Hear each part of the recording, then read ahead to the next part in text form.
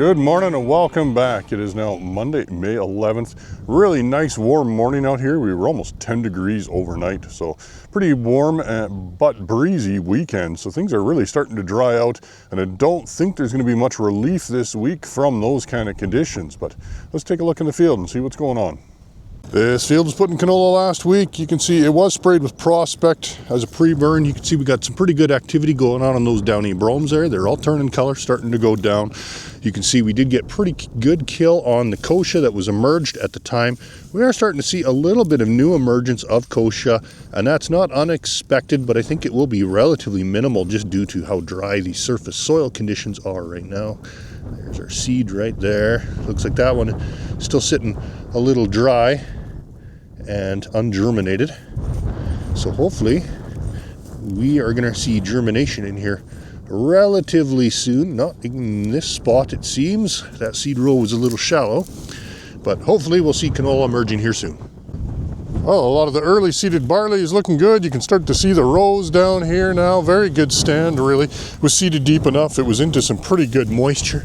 There is the odd little bit here and there of, a little bit of, frosted leaf tips from that weather there, as well as a little bit of cutworm feeding here and there. But if the cutworms are just taking off the leaf tips, it's no big concern as long as they don't eat the growing point. Well, I'm starting to see some decent emergence on some of these first seeded peas. Most of them are up and at, basically 2 node stage. So probably, we're a week to 10 days away from early herbicide timing probably. Now would be a good time to probably roll this field since it wasn't done prior to emergence. So far, I haven't seen any sign of pea leaf weevil in any of these fields yet. I'm not seeing any notching on any of the leaves or anything. So that's a good sign so far. Well, I got a lot of fields in this stage right now where even though this is relatively sandy ground, we did manage to seed deep enough into the moisture. We're getting really good germination here, so I'm just going to dig down a little ways here. Should be seeing the seed here anytime. Oh yeah, there it was. So I cut the tops off with the seed row tool, but it is there. Yeah, you can see we're not emerged yet, but we're close to it. So should be seeing plants here right away. A lot of these fields are very clean right now on this farm, and actually on quite a few of my farms, and there's a few reasons for that. This field is really bad for kochia and Russian thistle, but there's pretty much almost no germination yet, and that's just because that soil surface has been so dry and fluffy with basically no measurable moisture for the last 3 weeks that there just isn't enough moisture on that surface for lots of those shallow germinating weeds to actually germinate. That might change later this week. We will see. Also, a lot of these fields, including this one, we sprayed with DB878 Pro from FMC, and that is going to have a residual in there that is going to help reduce germination of small broadleaf weeds for a couple of weeks. Well, my biological plots look much the same as they did when I left last week. No emergence or anything here yet. They should be germinated. We will see down here. Yeah, there's seed. Yep, we are germinated, sprouted. Should be out of the ground in a few more days yet, but right now we just got to be patient and wait. So no difference between any of the plots right now. Nothing has emerged. Not likely to see much of a difference. Of course, there's been no rain in the last week, so the odds of the surface applied biologicals having much effect at this time is pretty low. Now that conditions have warmed up, there's certainly no shortage of Canada thistle emerging in a lot of fields. Now this can be quite tricky to control this time of the year because it tends to be emerging just after seeding. So typically we're not going to be able to control it very well or at all with any sort of pre-burn. And in crop, we're going to need to use a pretty good group 4 to get systemic control. And even then, really, even with a product like Lontrell or Dicamba, really, we're going to have limited results controlling the roots, but we are going to kind of suppress and control some of that top growth.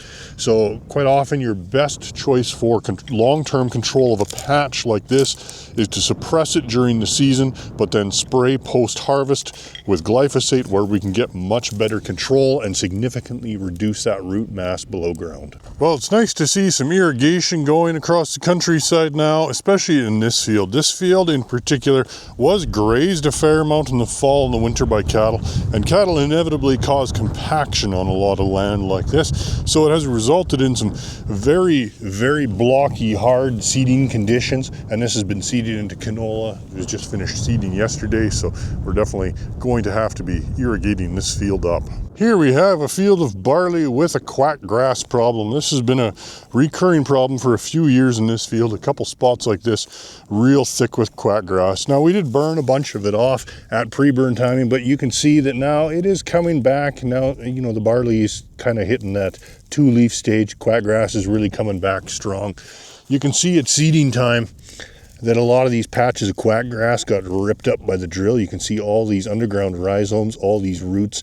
A lot of these just end up getting reburied and get spread around the field. Here you can see a little bit better look at the bottom here. Bunch of barley coming up, or trying to come through that from the bottom.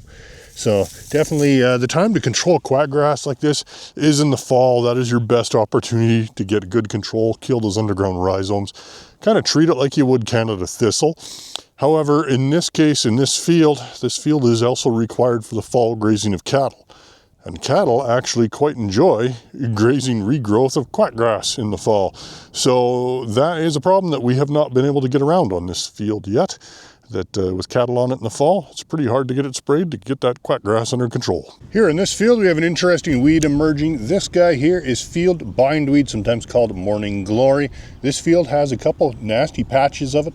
Because we are in a cross trait canola this year, we can use either Liberty or Roundup for weed control, so we should be able to hopefully knock these patches back a bit. Starting to see some canola emergence. This is DeKalb 401 canola starting to emerge. Looking good so far. Not really seeing any signs of flea beetles damage or anything in here yet, but still pretty early days. This has probably only been emerged for a day so far, and no doubt there's still a lot to come. Although we probably do have a fair amount of dry seed that has not germinated yet either. Well, the wind is sure picking up like crazy now down here by McGrath. There's quite a bit of dust blowing around. It was worse about 20 minutes ago. Just went up to the top of a hillside here to take a look around.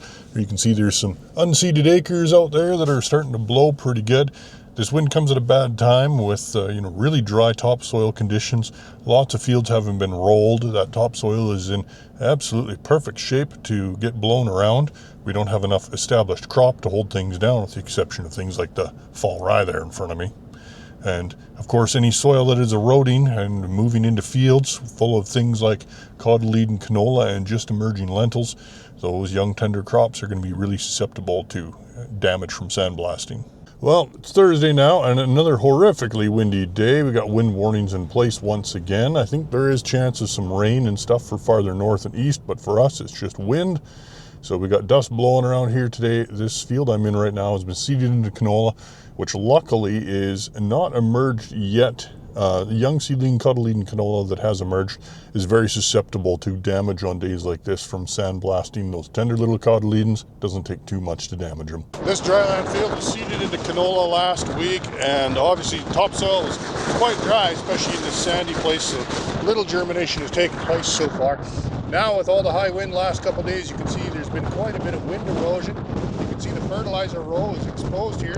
The seed is probably blown away. There's one right there. So don't think there's going to be a whole lot interesting stuff going on here. Look, here's a wireworm that's actually been exposed by the wind, so that's kind of interesting. Haven't had that happen before. And over here by Fort McLeod today, we are seeding mustard. This field is an interesting one. It's got really high pressure of wild oats, especially in this particular area. So we did spray Prospect in here as pre-burn, and you can see lots of yellowing and curling on these flicks weeds. They are starting to go down, but they are not dead yet. The wild oats, we have Fortress applied here, and hopefully that will take good care of any wild oats that are there. So for now, that surface soil is pretty dry, so we have quite a bit of seed sitting in the dry, and that's kind of what the customer here is aiming for, hoping that we get some rain on here and we'll have immediate emergence. This mustard seed is also treated with buteo because we've had problems with flea beetles on mustard in this field before, so hopefully we can get by with no problems this year. Well, this irrigated field has just been seeded into corn and it's looking not too bad. The pivot is just doing its first pass around here now. Corn is typically one of the last things we seed in this area as we wait for soil temperature to come up above 10 degrees. And it is now definitely more than warm enough. So you can see this seed was sitting down at that depth, which is about 1.5 inches or so, which is adequate. Anywhere from 1.5 inches to 2 inches is pretty much our target depth for seeding corn. We want to make sure that it's deep enough that the crown is going to be at a appropriate level basically for the crown roots to come out and support the plant. So we don't want to seed too shallow, and also corn does need a fair bit of moisture to germinate, so that depth will help with that as well. So for now things are looking pretty good. This field we did apply Vorax, so we're complete right after seeding, so we should have a pretty good soil barrier to help protect us from emerging weeds. Let the corn get off to a really good start. Corn is extremely sensitive to weed competition in its early growth stages. Well, that'll be it for this week. I'm hoping that next week we start the video with some nice wet muddy soil, but right now it's not looking too hopeful. Looks like we might just get a few showers here maybe later today. We'll see what ends up developing, but we will catch up next week and we'll see you then.